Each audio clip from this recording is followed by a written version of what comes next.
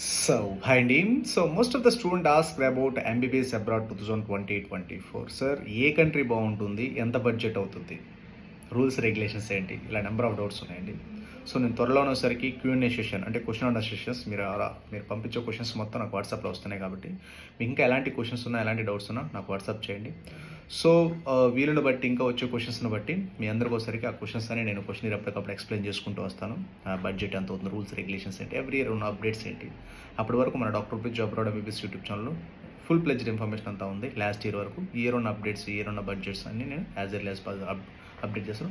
క్లియర్‌గా వచ్చేసరికి అంటే యావరేజ్‌గా మీకు తెలుసుకోవడానికి అంటే 2024 బడ్జెట్ ఏ విధంగా ఉంటుంది, ఏది బెస్ట్ కంట్రీ, ఏ యూనివర్సిటీ బాగుంటుంది అనేది.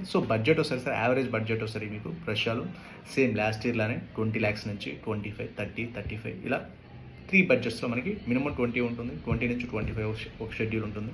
25 to 30,